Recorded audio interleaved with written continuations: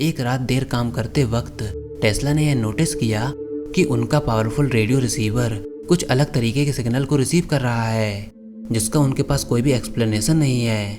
उन्होंने कहा कि एक बात तो पक्की है कि यह सिग्नल्स किसी नेचुरल ओरिजिन से नहीं है।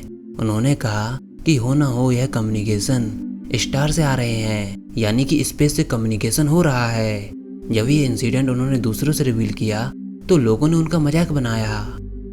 जब जनवरी 1900 में टेस्ला कोलोराडो स्प्रिंग्स से न्यूयॉर्क वापस आए तो उन्होंने सेंचुरी मैगजीन को एक काफ़ी सेंसेशनल आर्टिकल लिखा, जिसमें उन्होंने अपने फ्यूचर प्लान्स के बारे में बताया, जहां पर वो सूरज की एनर्जी को ट्रैप कर सकते थे, वेदर को कंट्रोल कर सकते थे इलेक्ट्रिसिटी के द्वारा, जंग को मशीन्स के द्वारा ख़त्म कर सकते थे, वायरलेसली पावर को ट्रांसमिट कर सकते थे, रेडियो सिग्नल्स को पूरी अर्थ पर फैलाना, दूसरे प्लैनेट से कम्युनिकेशन करना और यहाँ तक कि रोबोट्स का इन्वेंशन। यह सब चीज़ें उस आर्टिकल में मेंशन थी। कई सारे लोगों ने उस आर्टिकल को पढ़ा और यही आर्टिकल जेपी मॉर्गन, जो कि पहले एडिसन के संग थे, जेपी मॉर्गन ने भी इस आर्टिकल को पढ़ा और उन्होंने टेस्ला को बुलाया और फिर टेस्ला मॉर्गन से मिले और टेस्ला ने एक्सप्लेन किया कि वह कैसे wireless communication, telephone signal, private message, secure military communication और यहाँ तक कि दुनिया के किसी भी कोने से पिक्चर भी ले सकते हैं, जैसा आज हम अपने फ़ोन्स में करते हैं। और यह सब तब होगा जब टेस्ला के अकॉर्डिंग पूरी पृथ्वी पर वायरलेस सिस्टम सेट कर दिए जाएं। टेस्ला ने यह सब मॉर्गन को समझाया। इसके लिए मॉर्गन ने टेस्ला को फंडिंग देने को ऑफर दिया, जिससे कि टेस्ला पावर प्लांट और ट्रांसमिशन टावर बन पाएं।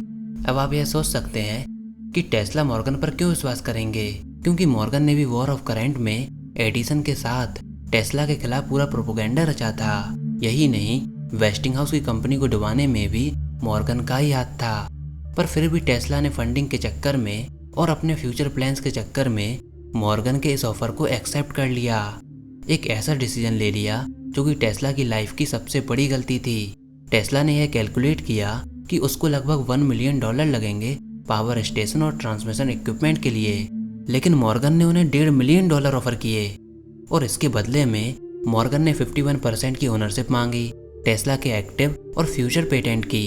टेस्ला ने भी ना चाहते हुए उनकी इस डील को एक्सेप्ट कर लिया और तुरंत काम पर लग गए। दिसंबर 1901 में एक नए टावर की कंस्ट्रक्शन स्टार्ट हो गई। इसके फीचर कुछ इस प्रकार थे कि यह टावर 187 फुट लंबा था, 55 टन स्टील स्पेयर का यूज़ किया गया था, टावर को जमीन में 120 फुट तक दफनाया गया था और 16 आयरन की रॉड 300 फीट अंदर तक डाली गई थीं, जिससे कि इलेक्ट्रिकल करंट पृथ्वी में काफ़ी नीचे तक पहुंच जाए। यह जरूरी था कि मशीन पृथ्वी को अच्छी तरह से ग्रिप करके रखे, वरना वह पृथ्वी को नहीं हिला पाएगी। ये वार्डन क्लिफ टावर की कंस्ट्रक्शन काफ़ी एक्सपेंसिव थी, इक्विपमेंट देर में आ रहे थे और 1903 में टावर का स्ट्रक्चर लगभग कंप्लीट हो गया और ट्रांसमीटर भी काम करने लगा था। जब उसकी टेस्टिंग की गई तो आसपास के रेसिडेंट के लोग आसमान में लाइटनिंग देखते थे, जो कि टावर के पोल से निकलती थी। हवा में इलेक्ट्रिसिटी के बोल्ट्स दिखाई देते थे और ये सब देखकर एरिया के लोग इससे डरा करते थे। पर जब वह टावर कंप्लीट हुआ तो एंड वक्त पर उसकी डिजाइन में थोड़ा सा चेंज होना था। इसके लिए टेस्ला को थोड़े और पैसों की ज़रूरत थी। टेस्ला ने पहले ही मॉर्गन से 2 बार लोन ले लिया था। अब टेस्ला को और भी फंडिंग की ज़रूरत थी और फंडिंग लेने के लिए टेस्ला मॉर्गन के पास गए और उन्होंने मॉर्गन को इस टावर के बारे में और भी ज़्यादा चीज़ें बताई, जैसे कि वो इस प्रोजेक्ट के जरिए पूरी सिटी को फ्री में बिजली प्रोवाइड कराना चाहते हैं। जब मॉर्गन ने फ्री में इलेक्ट्रिसिटी देने के प्लान को सुना तो मॉर्गन ने सोचा कि फ्री में बिजली प्रोवाइड कराने से उनको कोई फ़ायदा नहीं होगा, इसलिए उन्होंने टेस्ला को और पैसे देने से मना कर दिया और टेस्ला से कहा कि आपको अपनी ही फंडिंग यूज़ करनी होगी। और टेस्ला के पास इतने पैसे नहीं थे कि वह इस प्रोजेक्ट को कंप्लीट कर पाए, तो वह बाकी इन्वेस्टर्स के पास भी गए, लेकिन सबने उनको मना कर दिया। और फिर 1 महीने बाद ही यूएस पेटेंट ऑफिस ने टेस्ला का रेडियो पेटेंट एक इटालियन इन्वेंटर मार्कोनी को दे दिया। मार्कोनी ने इस लेटर को मोर्स कोड में 2000 मील तक ट्रांसमिट किया था। साल 1905 में टेस्ला के पास पैसे खत्म हो चुके थे, इसलिए वर्डन क्लिफ प्रोजेक्ट को बंद करना पड़ा। टेस्ला ने अपने 50वें जन्मदिन पर दुनिया को एक 200 हॉर्स पावर की एक ब्लेडलेस टरबाइन इंजन दिया। साथ ही साथ उनको एक कॉन्ट्रैक्ट भी मिला वॉल्थम वॉच कंपनी की तरफ से, जिसमें उन्होंने दुनिया का पहला एयर फ्रिक्शनल स्पीडोमीटर बनाया और उसको उन्होंने पेटेंट भी करा लिया। ईयर 1911, मार्कोनी को नोबेल प्राइज दिया गया और टाइटल दिया गया फादर ऑफ रेडियो।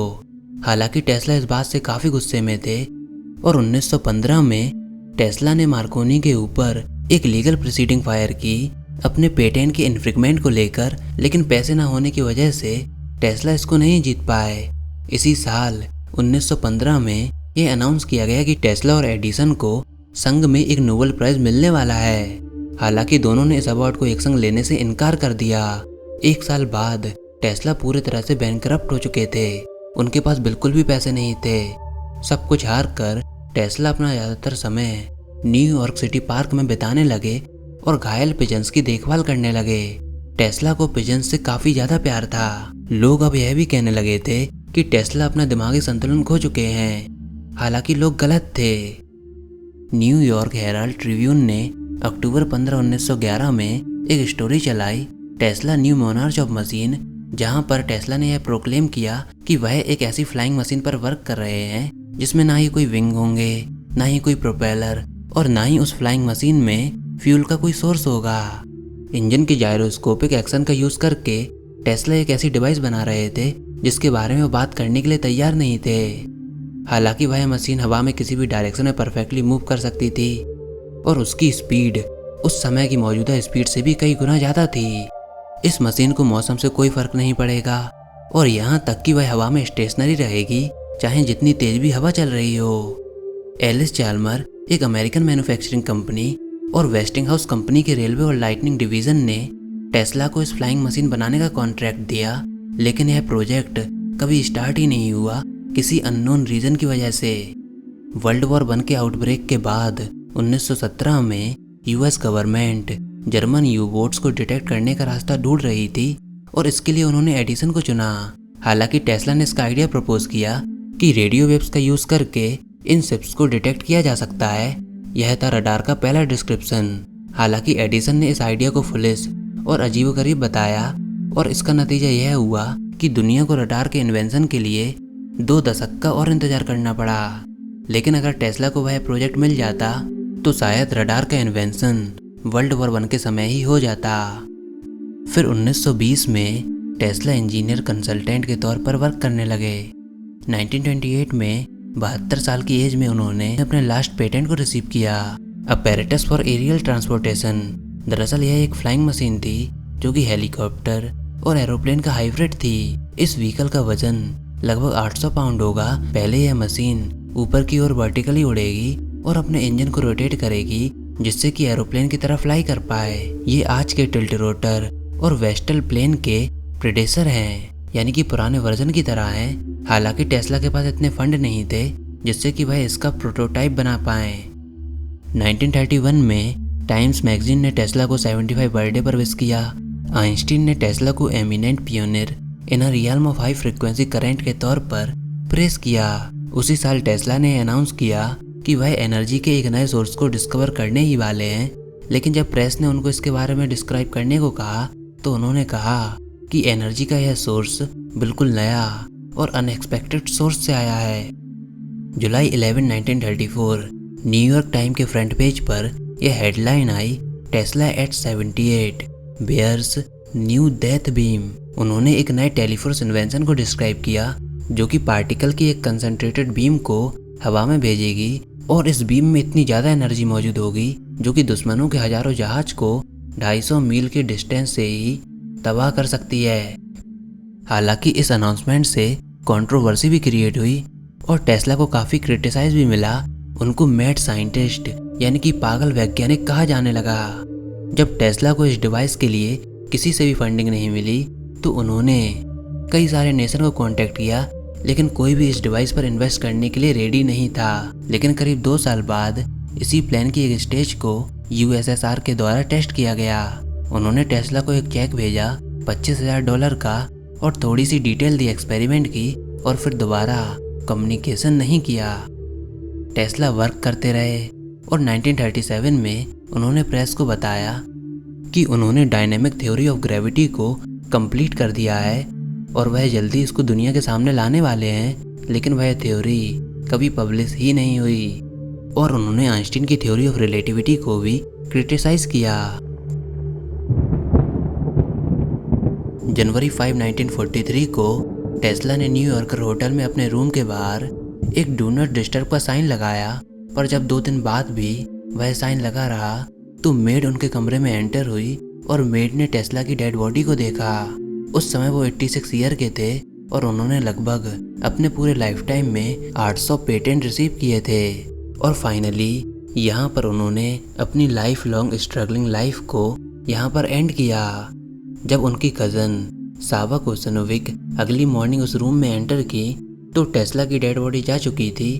उनके पेपर और नोटबुक्स भी मिसिंग थे, जिसमें उनकी एक ब्लैक नोटबुक भी शामिल थी जिसमें उनके रिसर्च के कई 100 पेपर थे। 2 दिन बाद US office of alien property ने टेस्ला के सारे सामान को सीज कर दिया और उनके पेपर को भी टॉप सीक्रेट डिक्लेयर कर दिया गया वॉर डिपार्टमेंट के द्वारा। और 1 साल बाद यूएस सुप्रीम कोर्ट ने यह कन्फर्म किया कि मार्कोनी का रेडियो पेटेंट टेस्ला को इन्फ्रिंग करता है, इसलिए टेस्ला को असल फादर ऑफ रेडियो डिक्लेयर किया गया। एल्बर्ट आइंस्टीन ने कहा था, imagination is more important and knowledge, क्योंकि नॉलेज केवल वहीं तक सीमित है जहाँ तक हम चीज़ों को समझ सकते हैं, लेकिन इमेजिनेशन वहाँ तक जाती है जहाँ तक हम चीज़ों के बारे में सोच भी नहीं सकते। और टेस्ला इसी जीनियसनेस के एक इनक्रेडिबल एग्जाम्पल हैं। तो फ्रेंड्स, यह सब था निकोला टेस्ला के बारे में एक डिटेल। आई थिंक इस वीडियो को देखकर आप टेस्ला के बारे में छोटी से छोटी डिटेल जान गए होंगे। इस वीडियो को बनाने में काफ़ी ज़्यादा मेहनत लगी है, तो प्लीज़ एक लाइक तो बनता है। इस वीडियो को शेयर करना नहीं भूलिएगा और हो सके तो हमारे चैनल को सब्सक्राइब कर लीजिएगा।